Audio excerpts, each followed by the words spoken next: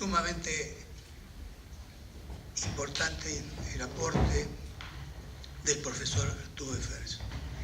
A continuación vamos a escucharlo a el doctor Alberto Dallavia. Va a hablar sobre la calidad de la democracia.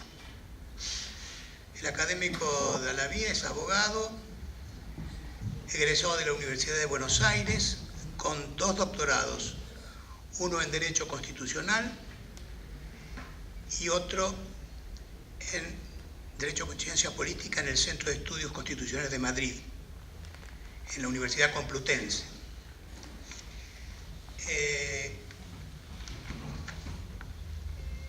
Me falta el otro pedazo.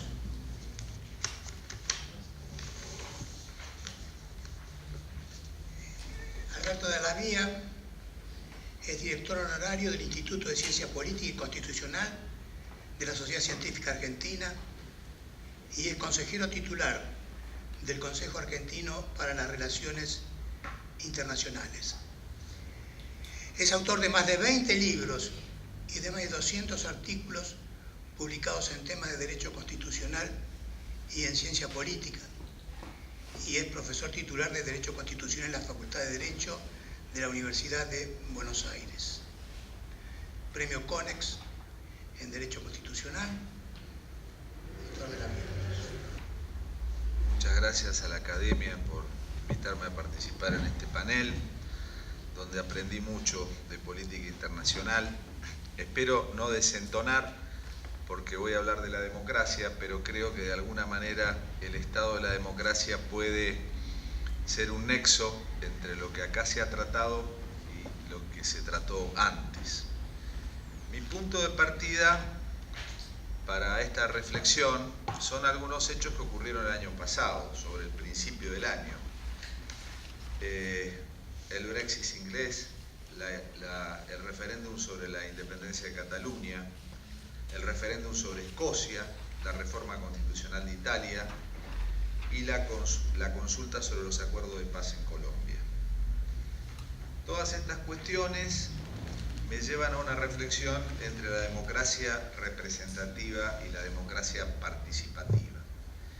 Pedro de Vega, que era un académico español, destacado constitucionalista, era académico de jurisprudencia, señalaba que entre la democracia representativa y la democracia participativa hay una contradicción fundamental e insoslayable, que se podría resumir de la siguiente manera: lo que es representativo no puede ser participativo y lo que es participativo no puede ser representativo.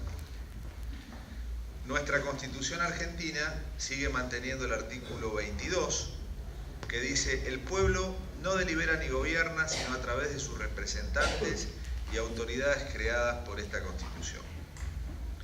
Durante mucho tiempo, la doctrina interpretó que ese artículo era tan contundente que no admitía las formas semidirectas de democracia.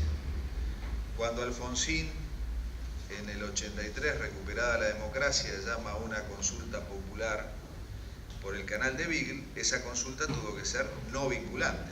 Y a pesar del abrumador resultado del sí, el bloque de senadores justicialistas opuso un debate de reparos en el Senado de la Nación. Más adelante, la reforma constitucional de 1994 incorporaría un nuevo capítulo a la parte dogmática que lleva como título de los nuevos derechos y garantías, y en diferentes artículos se establecieron los llamados derechos de participación política, que supera la antigua categoría de derechos civiles y políticos de primera generación propios del constitucionalismo liberal, para ubicarse como derechos fundamentales de tercera generación. Así lo consideran la Convención Americana y la Convención Europea. De ese modo, el artículo 36 de nuestra Constitución Nacional se refiere a la cláusula ética y a la defensa de la democracia, y se refiere a un derecho a la democracia como derecho subjetivo. El artículo 37 consagra el derecho al sufragio, con la igualdad real de oportunidades entre varones y mujeres, incorporando una disposición transitoria segunda que tiene la cuota de género, que se ha venido incrementando en los últimos años. El artículo 38 considera a los partidos políticos instituciones fundamentales del sistema democrático. El artículo 39 prevé la iniciativa popular para la sanción de las leyes bajo ciertas condiciones que preservan el rol del legislativo. El artículo 40 se refiere tanto al referéndum como al plebiscito y a la consulta popular. El artículo 41 al ambiente sano y equilibrado, el 42 a los usuarios y consumidores. Esa misma línea fue seguida por el derecho público y provincial, especialmente cabe destacar a la Constitución de la Ciudad Autónoma de Buenos Aires, que se caracteriza por un tono y un lenguaje altamente participativo e inclusivo. El principio demoliberal de igualdad ante la ley, entendido como igualdad ante iguales circunstancias, deja paso al concepto de no discriminación y a los derechos de las minorías a través de la implementación de acciones positivas que concretan la obligación del Estado de remover los obstáculos para hacer posible la aplicación efectiva y no ilusoria de los derechos fundamentales. De ese modo, en la doctrina se empezó a hablar de un tránsito desde la democracia representativa hacia la democracia participativa, de manera tal que, sin dejar de lado los principios fundamentales del artículo 1 de la Constitución, una versión actualizada del Estado Democrático de Derecho se ayorna con canales de participación ciudadana que oxigenan y legitiman al sistema. La democracia representativa como base esencial del funcionamiento del sistema democrático no está puesta en cuestión, pero muchos la consideran insuficiente, motivo por el cual se propone el aditamento de razonables niveles de participación.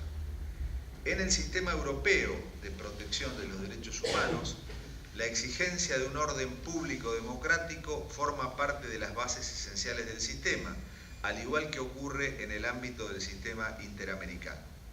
Solo que el Tribunal Europeo de Derechos Humanos con sede en Estrasburgo ha considerado a la democracia representativa como la condición exigible. En tanto, la Corte Interamericana de Derechos Humanos con sede en Costa Rica también ha considerado a la democracia representativa es la base exigible del sistema, pero en algunos precedentes, entre los que cabe citar Castañeda-Gutman contra Estados Unidos Mexicanos del año 2008, le concedió valor jurídico a la Carta Democrática de la OEA, en la cual se pone en valor a la participación. Por tal motivo, hemos afirmado que en el sistema interamericano de derechos humanos existe un piso, que es la democracia representativa, y un techo, que es la democracia participativa. El problema o el quid de la cuestión se encuentra en determinar hasta dónde llega el techo y cuál es su nivel de operatividad. Recurriendo a los clásicos, si Rousseau es el teórico de la soberanía del pueblo, del conjunto de ciudadanos reunidos que hace la ley, de la democracia directa, Sieyès es el teórico de la soberanía de la nación, todo el territorio, todos los habitantes, todos los tributarios del poder político que hace la ley por medio de los representantes de la democracia indirecta o representativa. Aparecen así las señas de identidad de dos formas muy diferentes de concebir a la democracia. La democracia constitucional procede de la teoría del derecho como límite del poder, pero sus adversarios la consideran una trampa para escamotear el genuino gobierno del pueblo. Por otro lado, lo que hoy se llama democracia radical, siempre dispuesta a buscar el amparo de Rousseau, proclama la pureza de sus principios y exige un demos activo, incluso hiperactivo, en el ejercicio diario del poder. Sus críticos hablan incluso de democracia totalitaria. La concepción liberal y representativa es el fundamento del análisis de las doctrinas llamadas elitistas. Una democracia concebida como lucha competitiva entre minorías electas, donde se conjugan los intereses de partidos y grupos de presión mediante un proceso de transacción perpetua, lejos de cualquier posibilidad de control para el ciudadano alejado de los centros de poder. Las elecciones y parlamentos padecen el mal de la partidocracia. Los autores acusan el impacto con Robert Michels y la ley de hierro de la de las oligarquías, o Gaetano Mosca y sus reflexiones críticas sobre la clase política como referencias intemporales.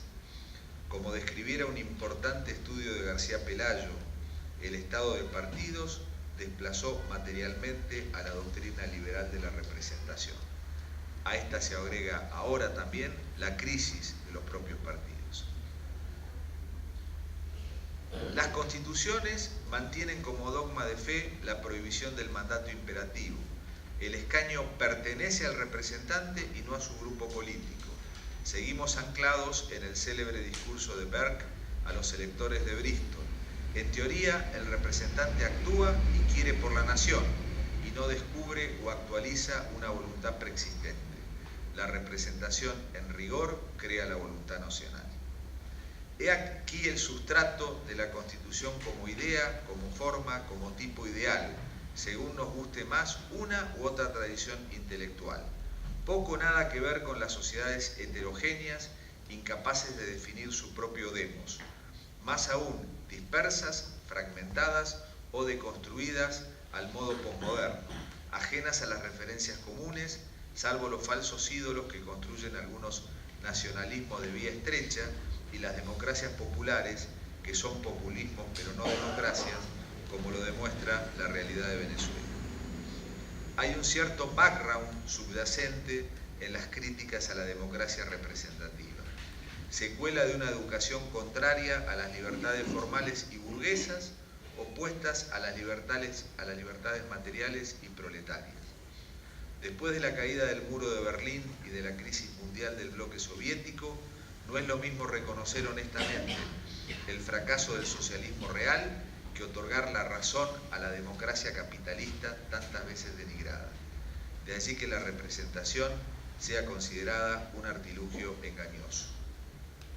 En este contexto, las instituciones de democracia directa o semidirecta permanecen en segundo plano cuando no desaparecen sin más. La querencia de los regímenes autoritarios y o totalitarios por plebiscitos y otras formas de aclamación popular contribuye también al merecido desprestigio de tales respuestas. Podemos hacer un repaso de menor a mayor relevancia. Todavía subsisten asambleas de ámbito local, como en Suiza. Mi maestro, el doctor Espota, escribió un libro sobre eso. La iniciativa legislativa es una posibilidad compleja, en general restringida. Se exigen elevados estándares para acceder, de hecho suele estar en las constituciones, pero son poco operables.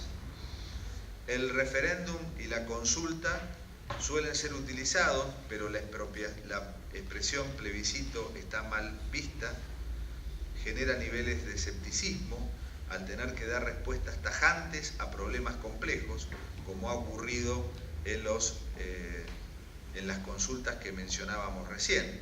Y si bien el resultado es inapelable, los perdedores suelen sentirse legitimados para reclamar ulteriores consultas, como ha ocurrido en Escocia y sigue ocurriendo en Gran Bretaña.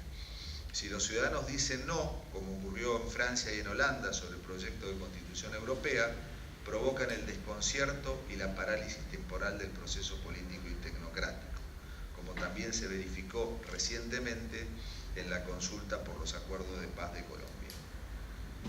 La corriente radical perdura en las teorías de la participación, la deliberación y la inclusión, así como en las posturas críticas hacia esa concepción oligárquica que disfraza de realismo su desconfianza hacia la capacidad del ciudadano para dirigir los asuntos públicos. En el debate está en juego el modo de ser de la civilización occidental, la sociedad menos injusta de la historia en su vertiente política. Nuestro mundo está construido sobre el egoísmo racionalizado, que fue una solución inteligente para superar un estado de naturaleza donde no hay vida posible ante el temor de una eventual agresión. De manera que el individualismo constitutivo de la condición humana se transforma en una fuerza creadora, en tanto de ahí surgen la sociedad y el Estado, y también el derecho positivo como instrumento de ese leviatán, concebido como yuxtaposición de utilidades individuales y no como una comunidad de afectos y emociones. Para Schumpeter, los gestores de nuestra voluntad política negocian entre intereses privados y si todo va bien, surge de ahí un compromiso, pero no una verdad o un interés público que nadie pretende alcanzar. Los demócratas radicales se rasgan las vestiduras, apelan al espíritu y la letra del modelo rusoniano, su voluntad general, infalible, el corazón y no la cabeza, incluso afirman, si hace falta habría que obligar a ser libre al disidente, sea ignorante o malvado, paradoja suprema de la historia de las ideas.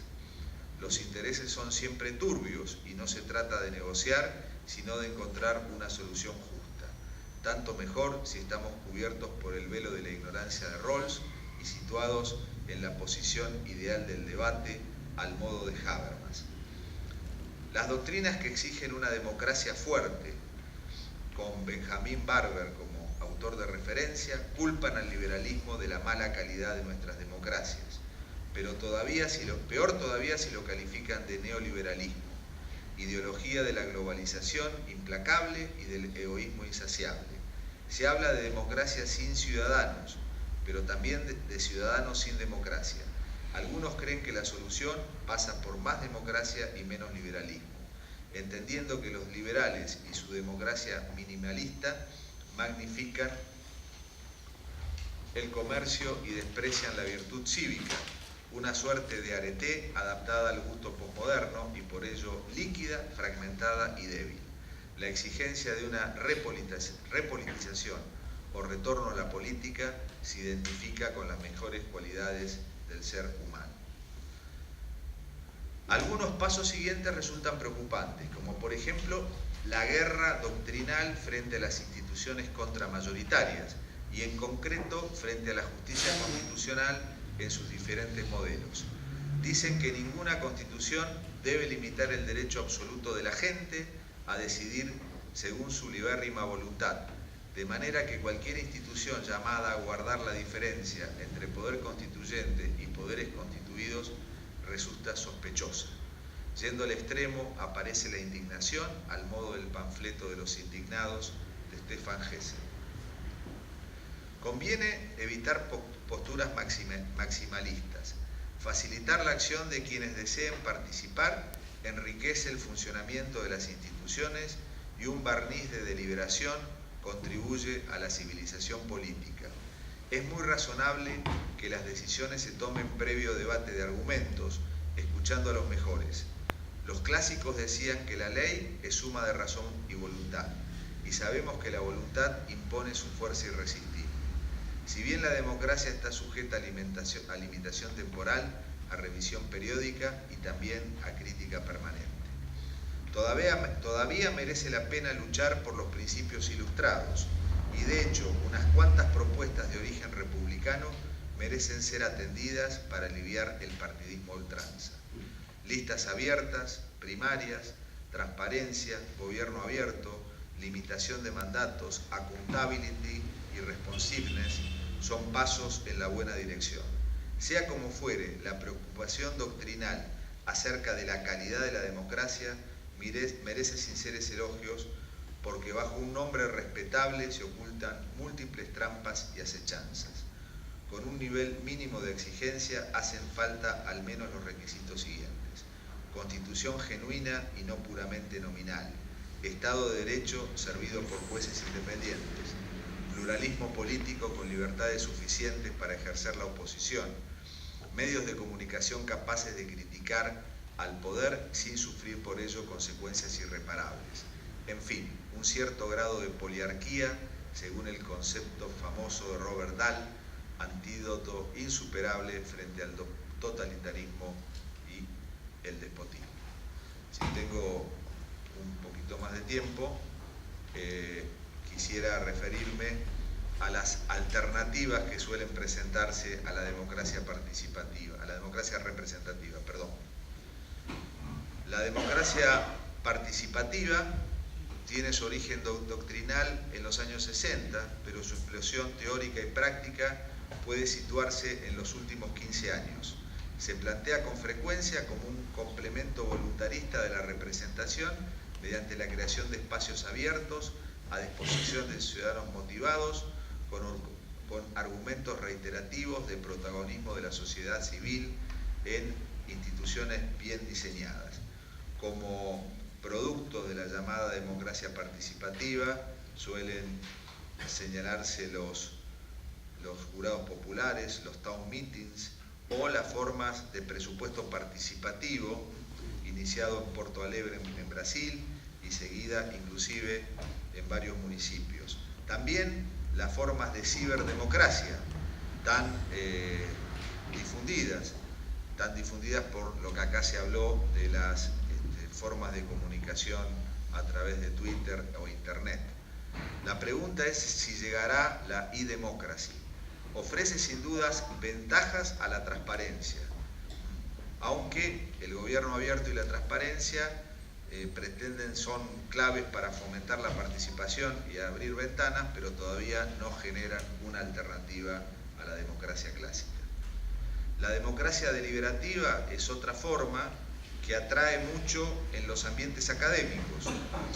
Ahora, si existe la posibilidad de presentarla como alternativa a la democracia, también genera problemas. John Elster, que es uno de los autores que la propone, y John Dreisel, eluden el problema real de una hermosa doctrina que hace suya la tradición dialógica de la política. Pero parecería ser que estas formas son posibles en los ámbitos académicos, pero no en los ámbitos más amplios de la sociedad. Finalmente, la democracia inclusiva resulta mucho más preocupante. Hay una tendencia a resolver la representación a través de cuotas o de cupos, a través de grupos determinados. Inclusive los representantes de las minorías en procesos de inclusión deben actuar en defensa de intereses parciales y sectoriales del grupo que representan, de modo que la democracia inclusiva y deliberativa resultan rigurosamente incompatibles, aunque hay muchos colegas que simpatizan con una u otra, o buscamos todos el interés general, o cada grupo representa a su mandante con intereses particulares. La inclusión y el multiculturalismo responden a consideraciones similares, culturas yuxtapuestas que conviven en un pie de igualdad buscando una acomodación razonable de diferencias. En definitiva, la democracia inclusiva confronta en el fondo con el Estado constitucional genuino, porque su punto de vista es igualmente genuino. Concluyendo, el dilema se encuentra entonces en cómo resolver estas contradicciones. Las formas de democracia radical confrontan sustancialmente con la democracia representativa, pero no ofrecen una alternativa mejor ni posible. La respuesta está en complementarla, de manera que un cierto grado de participación, de deliberación y de inclusión abran los cauces cerrados hacia un modelo de convivencia más aceptable para todos. Alf Ross, filósofo del derecho de la escuela escandinava, dice con razón que la democracia es una forma de gobierno propia de pueblos maduros y con sentido práctico, pero no es ni debe ser el cielo traído a la tierra. Busquemos solamente lo posible, diría Jeremy Bentham, acaso aburrido, pero siempre sensato. Se trata en definitiva de la búsqueda y el reforzamiento de la legitimidad, no solamente la legitimidad de origen, que está garantizada cuando los procesos electorales son correctos y transparentes, sino fundamentalmente la legitimidad de ejercicio, para que se haga cierta la advertencia de Berlía en cuanto a que los representantes del pueblo soberano no se conviertan en los soberanos representantes del pueblo. Si la democracia es un sistema de creencias, como enseñó Max Weber, es en tal legitimidad en la que reposa la soberanía popular, en la creencia generalizada en una determinada legitimidad. Gracias.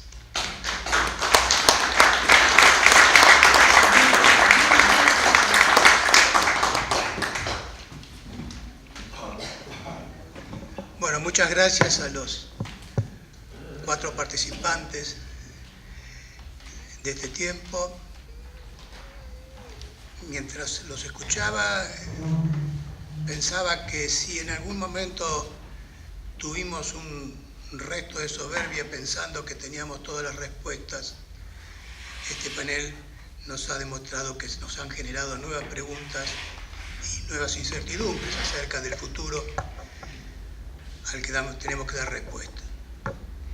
La exposición del académico Rodríguez Giavarini nos demostró la incertidumbre política y económica que este tiempo nos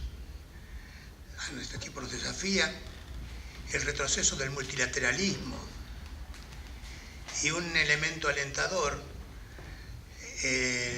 la derrota del populismo en un acontecimiento inédito en el mundo, en la Argentina. El populismo en la Argentina fue derrotado por el voto popular, algo que se consideraba casi imposible en todos los análisis políticos que se habían hecho.